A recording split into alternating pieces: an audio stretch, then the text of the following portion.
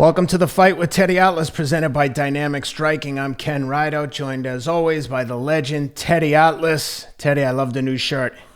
Thank you. Yeah, we're doing a lot. It's Box Raw. They make good stuff. They're makers of athletic wear in London. They're moving to New York. That's the plan. But they had reached out to me to do a line, Teddy Atlas line, I guess, with Box Raw. It's going to be called the 36 line. This is the first example of what it'll look like, or at least what the T-shirts. There's going to be hoodies. There's going to be other stuff, sweatpants, shorts. It's a good line. They really make good stuff, and I'm very honored that they asked me to do a line with them. It'll be called the 36 line because that's what I often say, or used to say on ESPN, and you hear me say it here a lot. 36 minutes to make life fair. You know, if life's treated you unfairly, 36 minutes to championship distance, and it's in your control. Life can be the way you want it to be. We always have control over our choices. So, anyway, this is it. It's going to be other stuff. You'll be wearing it soon. We'll get your size and Rob's size, and maybe we'll even put some on those guys behind you. I don't know. It looks great. What's it say on the back? 36. Here.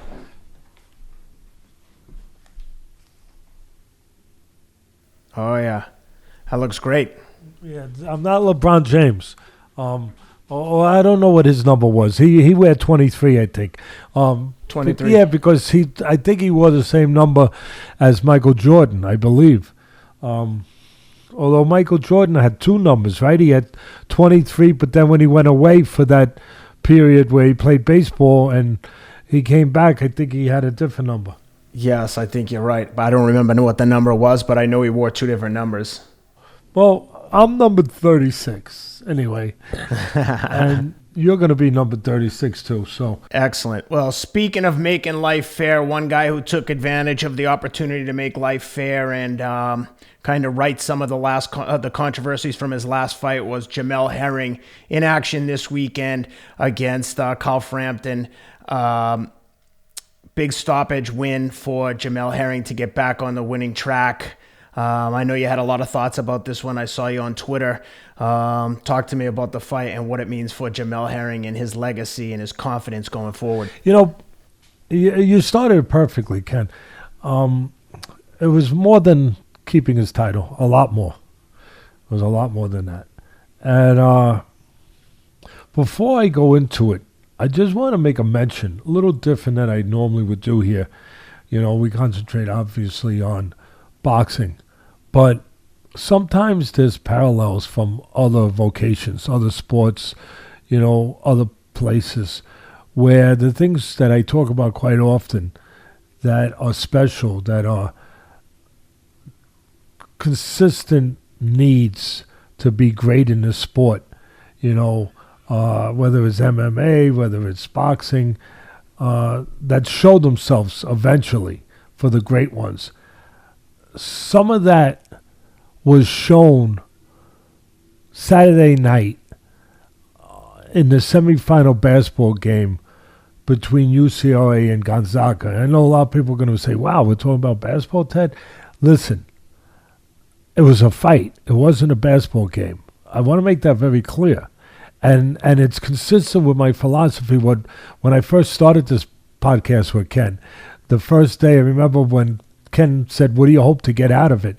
I said, I hope I can connect the dots from life through boxing. And that from the first day has really been my thought, that because life's a fight. Life is a fight. It's just a matter of what you're fighting for. And Saturday night, you saw that. It transcended physical things. It did. It really. It was no longer about just who shot the ball better, or who dribbled the ball better, and who rebounded. Yeah, all those physical things always there, but it was about more. It became about more than that. It was about character. It was about will. It was neither team wanted to lose, and it was about reminding us, teaching us really what it takes to be great, to be completely committed to something, not just technically and physically, but mentally, to be willing to go into the fire. Yeah, willing to go into the fire. And that's what I saw. And I just had to mention it, because I always say, like I say, the metaphor for life is boxing. This was a great example where Gonzaga's undefeated. They're trying to be the only team to win a national title undefeated since 1976, 45 years ago. I think that was Bobby Knight's team, actually. And it was about seeking greatness, because to do that, you have to be great. I mean, that's a great accomplishment. And they were going to somewhere along the line, just like we are in life and fighters are. Before you got to that place, to be able to say, yeah, you're the greatest team maybe of all time, you're the undefeated, before you're a world champion, you're going to be tested. You're going to be tested. It's going to come. And it came. It came.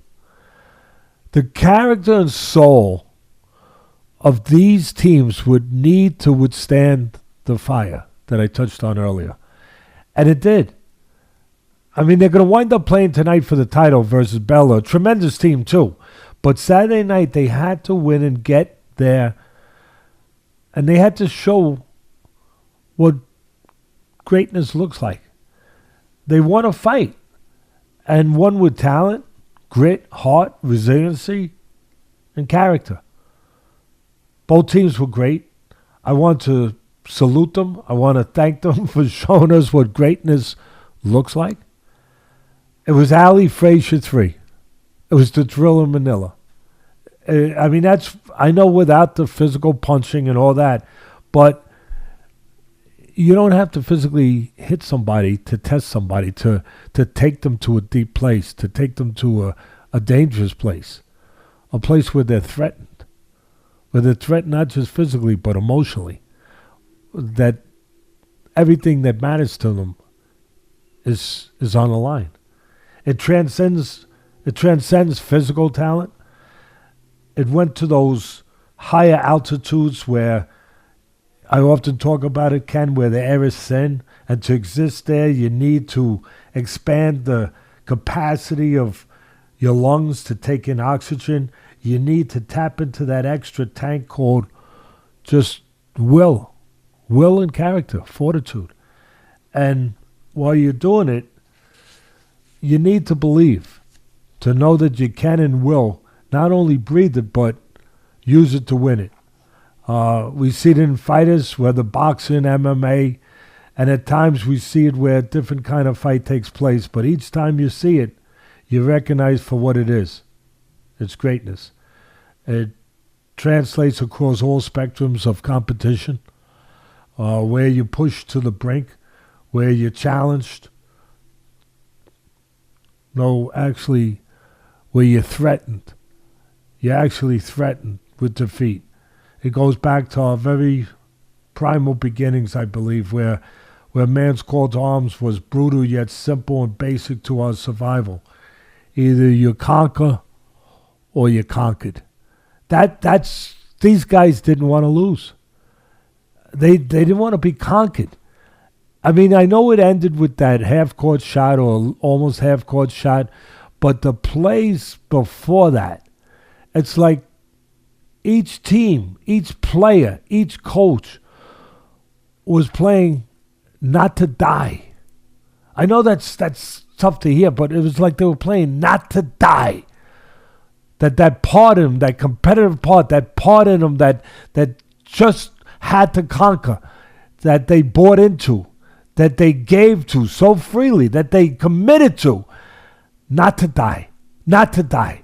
I mean, the one moment it looked like UCLA is going to win the game, and they're coming down to go up, I believe, by 4, and they're coming down to dunk the ball. All of a sudden, guy comes out of nowhere, and he blocks the dunk, and then they shoot it right down. They tie the game up down to the other end, and then one of their best players, Gonzaga, I don't remember his name, but he's got 4 fouls on him, and again, it looks like UCLA is going to go ahead now and secure the game. and he takes a chance. He steps into the lane, takes a charge. It was real close, but it was a charge. He gets dropped to the floor, and they get the ball back. They come back. They score. And then UCLA comes right back, just like Ali Frazier, back and forth. Unbelievable, like a fight. I mean, and then all of a sudden, UCLA with 3.3 seconds goes ahead. And no timeouts left. They take the ball out. Gonzaga goes down, and they take that shot, and they make it. Wow, it's everything we talk about. It's connecting the dots, to whatever you fight for. So I had to start with that, and thanks for allowing me to bear with me to do that. And then as far as Herring and Frampton, as I said, you set it up perfect. It was about the last fight. It wasn't about this fight. It was about redeeming himself. Redemption. Redemption is powerful. It's very powerful. It means more than a title. His title means a lot. Herring, man's an ex-Marine, Olympian. He's a good human being. But the fight before this fight, Ken, he got caught up in one of those situations where you get tested that we're talking about, right? And more than your ability gets tested. Your inner core gets tested. And he got tested. And he got headbutted. He was bleeding. It was a tough fight. Oh, it was against, I believe, Okendo, right? Jonathan Okendo, yep. And it was a tough fight. It was a tough fight. And it was going down the stretch, to the championship stretch, the championship rounds, right? Where it's all about. And suddenly, he said he couldn't go on. And the referee stopped it. They named it a DQ. There's a lot of controversy because, if it was a headbutt after 4 rounds, they should have went to the scorecards if he couldn't go on. And then it becomes a technical decision. Whoever's ahead wins. But you know how boxing is. You know how these, who knows? Who knows? But they, all of a sudden, he says he can't go on and tells the referee he can't go on because of the headbutt, because of the blood, whatever. And now, instead of stopping it way back when it's happened, now they're going to stop it with Okendo coming on, with it being a tough fight, and a lot of people, and they stopped it. And a lot, and Frampton, Herring won by DQ. He keeps his title. A lot of people knocked him, Ken. We talked about it on our air, but a lot of people went after him and said, you didn't behave like a fighter. You didn't behave like a champion. You shouldn't have won it that way, So this fight, he felt all that. He understood all that. He understood what was in the balance. He understood what was on the line here. This is a Marine. This is a man of character. And he understood this was about redemption. This was about getting rid of what happened in that last fight and making it right. This was about him. This was about pride. This was about living the way he wants to live and feel the way a man like that wants to feel while living. Not just saying he has a title, but knowing he has a title, the real title. The title of behaving like a champion when the moment comes to behave like a champion. And wouldn't you know it, fate as it is, the fickle finger of fate, wouldn't you know it, that it sets up perfectly. He gets headbutted again. He's bleeding again. Unbelievable. You can't draw this stuff up. I wish Hollywood was as good at setting up these scripts. They're not. But it was unbelievable. He's cut. He's bleeding. Same thing. And what does he do? He knows what to do. Fight, man. Fight. Fight. And be a champion. And he was. I talk about geography. He controlled geography. The geography for the fight, to break it down, was for him to control the outside. He's taller. He's longer. Control the outside. One thing I got to say, we always say full disclosure when we're wrong. Always. I always start to show. I was wrong about that. Again, got lucky again. But we touched on the fight in our last podcast after the Francis Ngannou win over Miocic. We talked about it only about 2 minutes, Ken. You had brought it up. We concentrated on the UFC. Obviously, we concentrated on the Povetkin White fight. But just for like 2 minutes, we said Frampton's coming up with with the fight against Herring on the weekend. Teddy, and I just gave a real quick overview, and I remember saying, yeah, you got the more physical guy in Frampton. And again, if we have to, we could go to the videotape, the way Warner Wolf used to say. Go to the videotape. But it's there. I said, Frampton's going to fight the more physical fight. He's going to try to get in. Herring's going to fight on the outside, try to control the geography of the outside. And Frampton better look out for the uppercut of Herring, because he's got a damn good uppercut. You don't even see it. Beautiful, smooth delivery. Bang! We got one right, because he stopped him with the uppercut. But getting back to breaking the fight down, he controlled geography beautifully. He understood how to use his height and reach advantage. He knew how to fight tall. As I used to always say on ESPN, calling the fights, some people are tall, but they don't know how to fight tall. He knew how to fight tall. And I got to give credit to his new team of trainers, McIntyre and those guys that are with Crawford. Brilliant job. Trainers make a difference. Ken, they're proof of it. Good trainers. Good trainers make a difference. He's improved. He has gotten better, Herring. And he showed it. I even see a little bit, I don't want to go crazy here. People go say, what are you, drinking something? But I see Bud Crawford rubbing off on him, being in camp with him and with his guys. I see some of the tendencies of Bud Crawford are starting to show a little bit. He looked brilliant. Herring was great. He redeemed himself. He was fighting 2 fights. He was fighting a fight against Frampton, a fight against Herring. From the last fight, the leftover, the remnants, the ghosts, to get chase those ghosts and exercise those ghosts from his belfry. He was fighting that fight too, and I love the way that he used his jab, the way that he, when it was time to take a step back, he took a step back, created holes, created traps. He had a better game plan. Much better game plan than Frampton. Frampton didn't look like he had a fight plan to me, Ken. Frampton looked like he just showed up to fight. He knew he wanted to get close. He knew sometimes you're going to throw right hands, because against his southpaw, which Herring's his southpaw, you look for right hands. He knew he wanted to try to get to the body, but he was just attacking in spots. It didn't look like he had a real thought-out fight plan. It looked like Herring did. Herring right from the beginning. And first thing I said, if I was calling the fights, first thing I would have jumped on was he knows how Frampton is not fighting a southpaw the right way. With a southpaw, you're the orthodox fighter. You're supposed to put your left foot outside his front lead right foot and move to your left so you get a better angle for the jab. And you stay away from his power, his backhand, his left hand. You move to your left away from that power. He didn't do that. He moved the opposite way. He moved to his right into the power, and he paid for it. He paid for it all night, getting hit with left hands. Matter of fact, he got dropped in the 5th round with the left hand, and then he got finished with the uppercut, as they said, in the 6th round. So he was moving the wrong way all night. And as soon as the fight started, I get a feeling who's in charge sometimes. And right away, I said, I made a note to myself, Herring's in charge. You know why, Ken? One reason, one thing. He was snapping the jab while Frampton was pushing it. I said, he's in charge right there. Just that. So that's all I need to know. I'm not a forensics expert. I don't do CCI. What's that? CSI, whatever that show, CCI. But that's all I needed to see to break down the forensics of the fight. To x-ray the fight. I saw Frampton doing this, pouring like he's not sure of himself, and I see the other guy go bang, bang, bang. So he's in charge.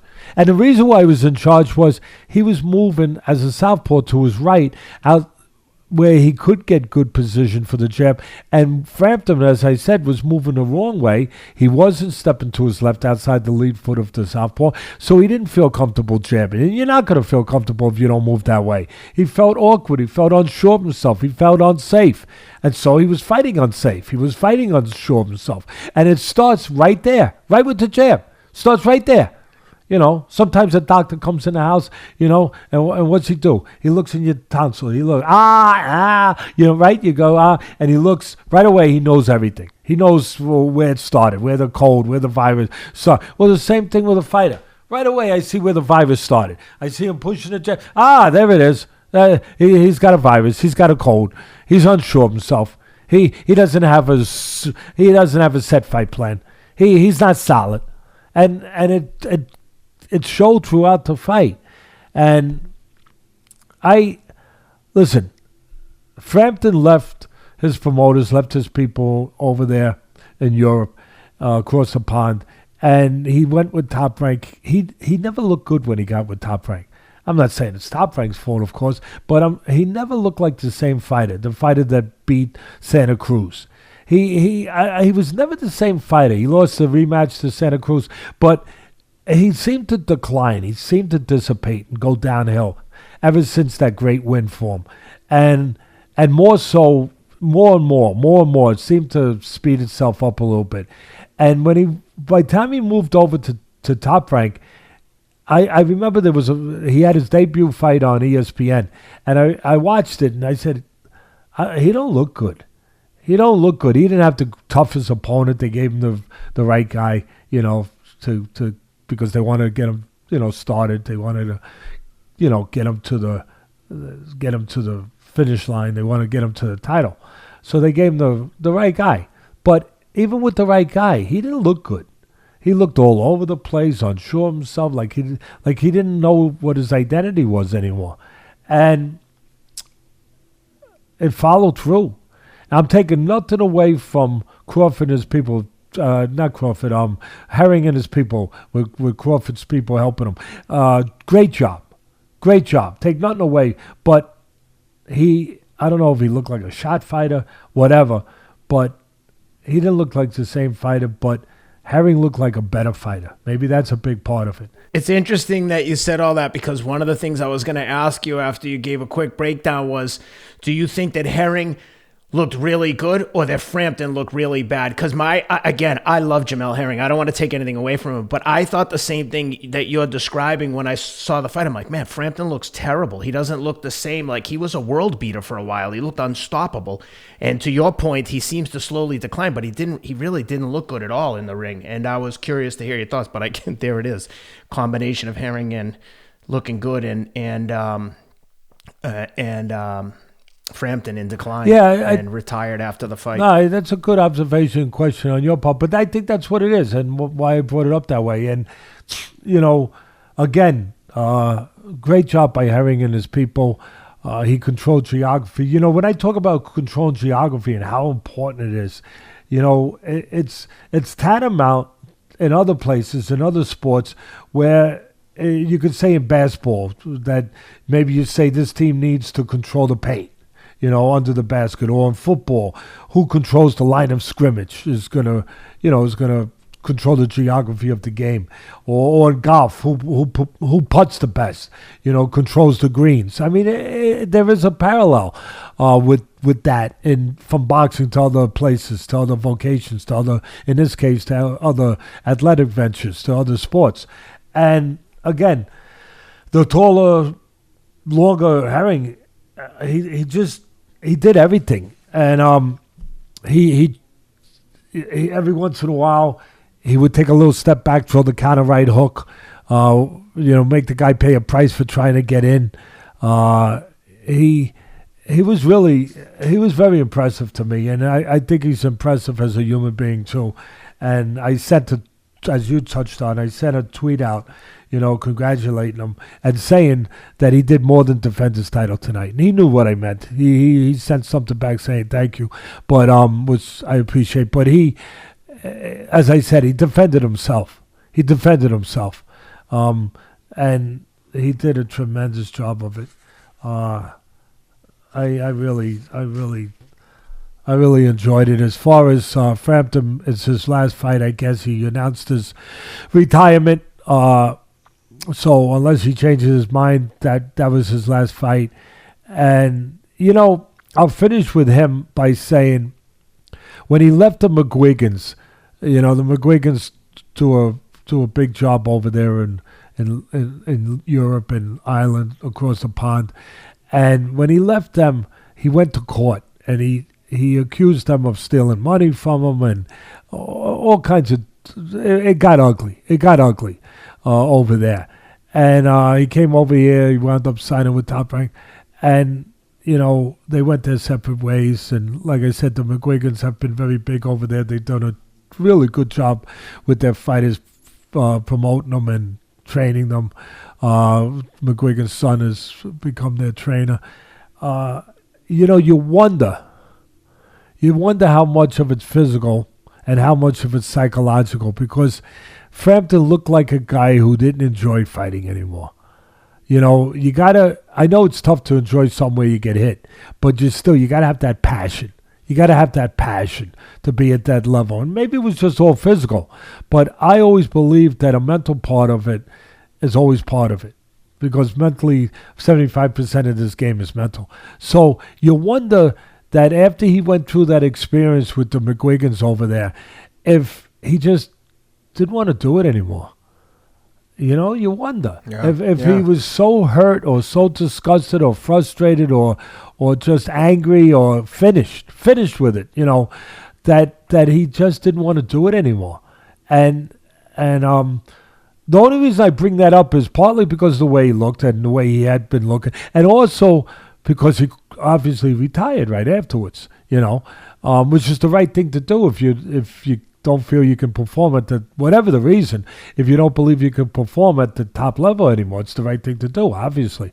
But it was interesting. I just wonder if part of it was that, his experience, the effect of that experience of just being finished and disgusted with the sport, and like he don't want to be part of it. It doesn't matter the way it used to matter. But at the end of the day, bravo to Herring and his people. That he's got himself hooked up with Crawford's people. It's been really good for him. Terrific job. And I'll leave it to you. He was. I really was impressed with Herring, and he's gonna have to be that good. It's good that he's gotten better, because he's going to have to be that good if he's going to go down that road that it looks like he's heading for the next challenges. Hey guys, want to take a quick pause to give a thank you to today's sponsor, Athletic Greens, the all-in-one daily drink to support better health and peak performance.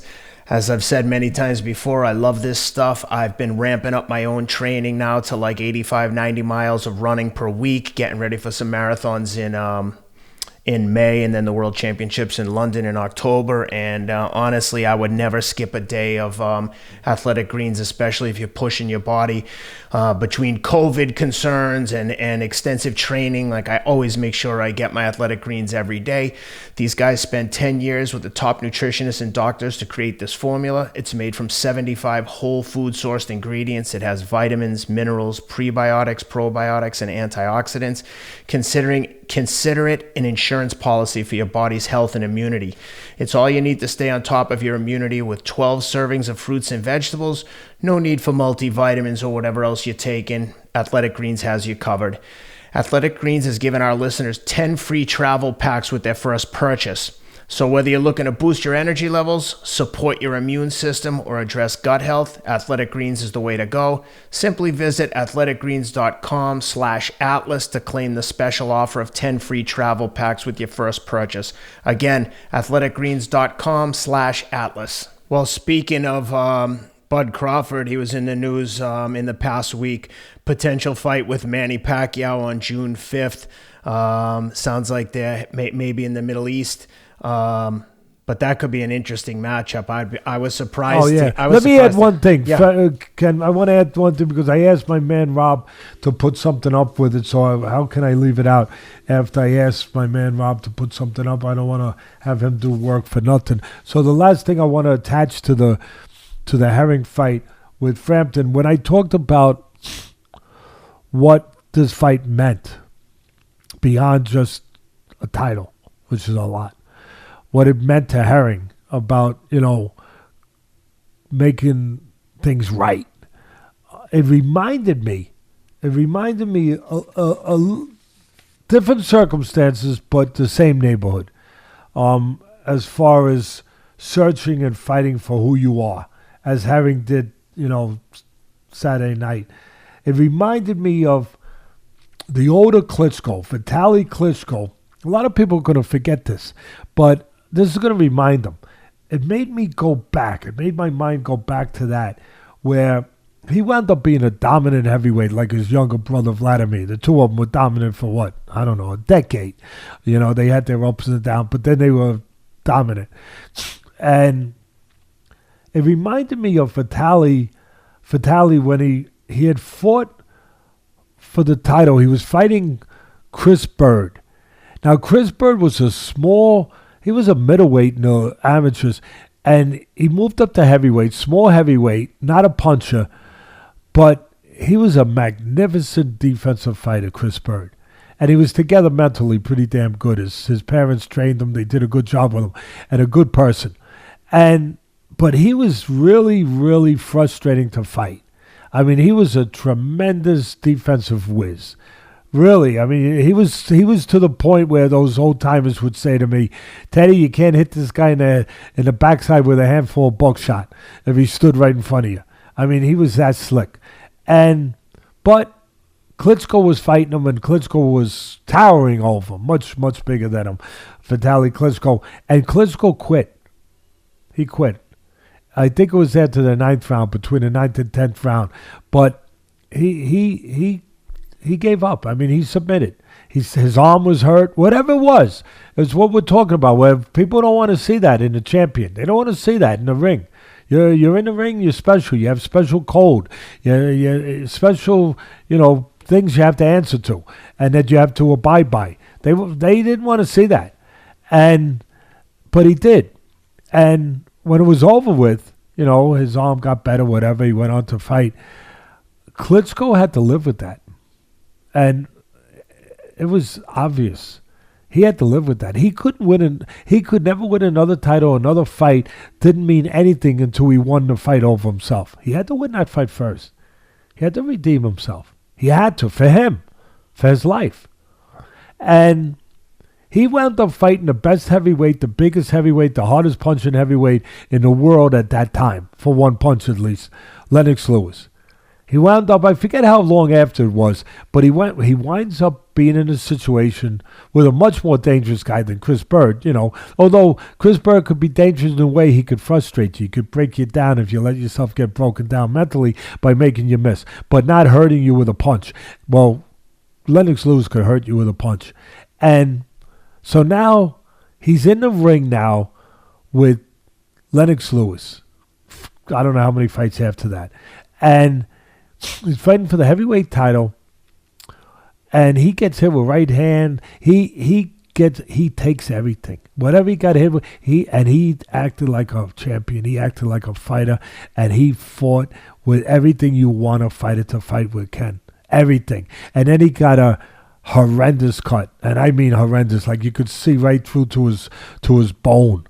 I mean, above the eye. It was bad. It was really bad. And he wanted to keep fighting. The doctor stopped the fight, rightfully so, with Klitschko. I mean, it was really... By the way, there was 3 years and 6 fights in between that fight and the Lennox Lewis fight. So he never could call himself or consider himself a champion. He had to wait 3 years. I'm so glad thank you for looking that up. He could not be what he needed to be until he exercised that ghost, if you will. I mean, much like, in some ways, Joe Louis, when he got knocked out, when he was undefeated, he got knocked out on the way up. He gets knocked out by Schmeling, and then he wins the world title against Braddock, and he's got the world title. Everyone says, "You're world champion." He goes, "No, I'm not." "What do you mean you're not world champion?" "You're world champion, Joe." Joe Louis, my favorite heavyweight of all time. Ali right behind him. But he says, You're world champ, Joe." "No, I'm not. Not until I beat Schmeling. Not until I beat Schmeling." And that's how he felt in his heart.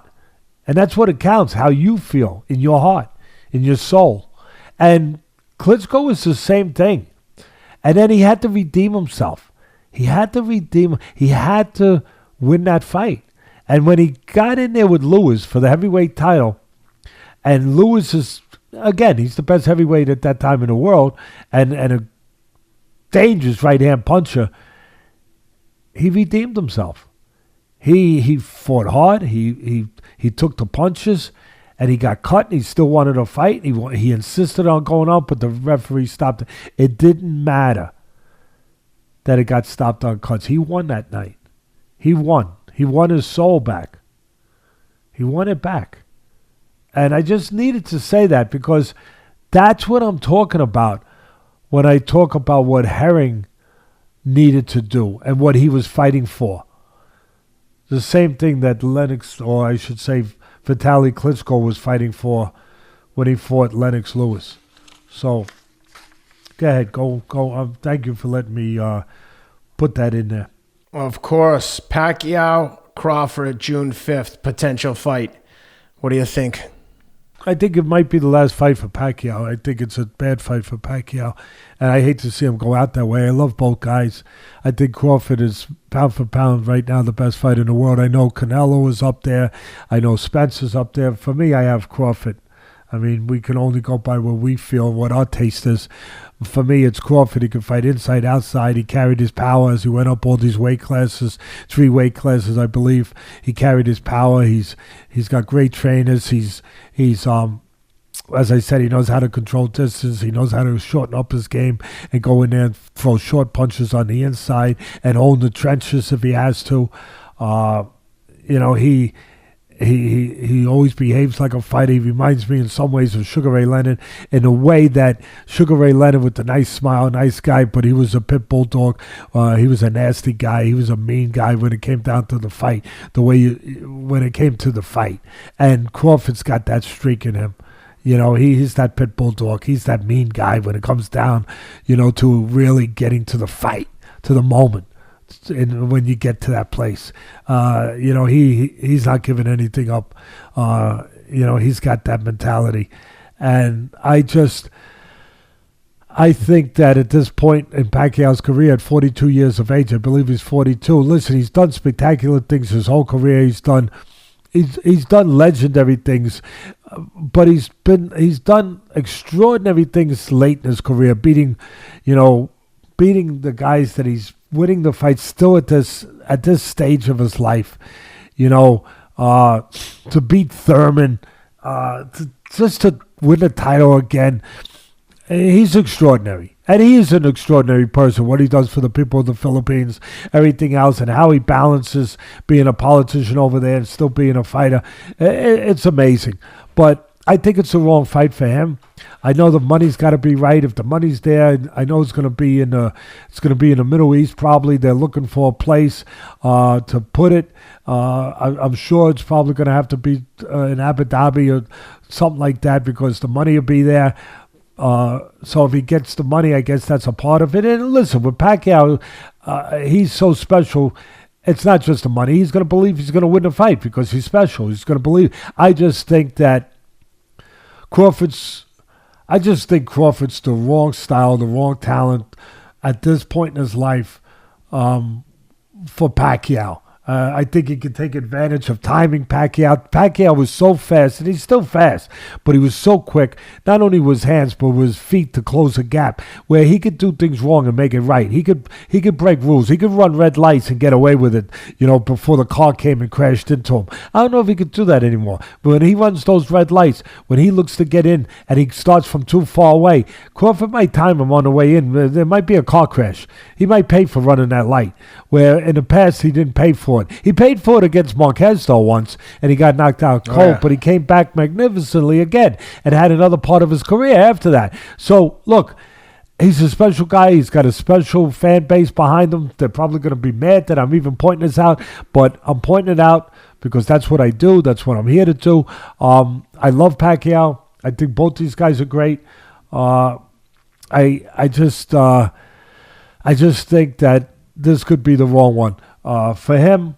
I'd rather see Crawford with Spence. I'd rather see a young guy with a young guy. I'd rather see a guy. I don't want to hear anymore. We've heard it too many times, right, Ken? Yep. Where you get the big fights and you say, it came 5 years too late. Too many times. Too many times. It came 5 years too late. It came 7 years too late. I don't want to hear that. And I think that's what you're probably going to hear if this fight takes place. But I guess being that it's Pacquiao and people want Crawford, to fight a name, I guess people will watch it, obviously. But and listen, it gets the job done for Top Rank. They're having trouble with Crawford. He was looking to leave them, but he's signed to a contract. He's not happy. He's made it pretty public in the past that he wasn't happy with them. But, he signed a contract. He got paid at a certain point to sign a renewal of an extension of contract. He did. He's still there. This is a way of Arum, having his cake and eat it too. He keeps him there a little longer. He keeps him there. He satisfies him with giving him a big name fight, a fight that's very winnable, but it is a big name, and a fight where you're going to get paid a lot of money. And so it takes care of things for Arum, doing that, and again, it's just. I just hate to see a special guy, but it happens to too many of them. I hated to see Muhammad Ali go out against Holmes, and I love Holmes, but I hated to see that. We shouldn't have had to see that, but we saw it. We saw it. And I hated to see Joe Louis go out against Rocky Marciano, and I love both fighters. They're both special fighters, but that wasn't Joe Louis anymore when he fought Marciano. That wasn't close to Muhammad Ali when he fought Larry Holmes. And I don't know. Maybe Pacquiao's different. Maybe. But I don't know that it's going to be Pacquiao anymore when he fights Crawford. So that's my sense of it, Ken. That's my take. Yeah, he certainly looked good against Thurman, but again, that was 2 years ago. And like you said, he's now 42 years old. Perfect point. That's 2 years ago. I mean, and that was extraordinary. That was extraordinary. Extraordinary. Yeah. But that was 2 years ago. And this is a different guy than Thurman's a terrific fighter, terrific athlete. He is. But Thurman was coming off a couple of years of being out with his injuries, with his surgery. He had one fight before that, and he didn't look good. He didn't look good. He didn't look good. He fought a tough son of a gun, I know it, a game guy, but he got hit with punches. He got hurt. He didn't really look good, Thurman. He looked like he needed maybe 2 more fights before he fought a top fight again, and instead he fights Pacquiao, and Pacquiao beats him. And again, taking nothing away from Pacquiao, but it was different. Thurman was different than Crawford's going to be. He was coming off that win over Josesito Lopez when Lopez had him hurt very badly. Yes, he could have easily lost that fight. Easily. I mean, he could have got stopped. I mean, it teetered on the brink of, Lopez was a guy moved up in weight. Tough guy, game guy, but not a natural welterweight. Thurman's a big welterweight. He's more of a natural junior welterweight. So he didn't have that kind of real power to really finish the job. But boy, he caught him with some big shots and had him hurt. Yeah. Keith had a razor-thin decision over Danny Garcia, then had 2 years off with injuries, then got in with Lopez, almost got stopped, then jumped right back in with Pacquiao and lost. So, and we haven't seen Thurman in 2 years either. So curious to see what happens with him as well. And again, I think this fight might be, look, it's good for Crawford. I think it's good for, as I said, for the promoter, for Arum. He can, he can make the executives at ESPN say, wow, you brought a big name. Oh, so he'll make everyone happy. It'll be good for him for the moment, or that. But at the end of the day, the iconic fighter right now, the legend, Pacquiao, again, is he going to go down that road? That's what this is about for me. Is he going to go down that road? Unfortunately, that too many of our legends go down. I remember one of my heroes. I didn't really have heroes when I was young. It was my father. But one of the guys I really looked up to was Willie Mays. And I was young. I was a young kid. But I love Willie Mays. Oh, my and I love Mickey Mantle.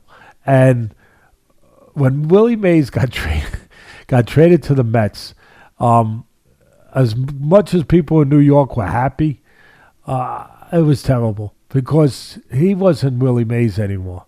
He wasn't Willie Mays anymore.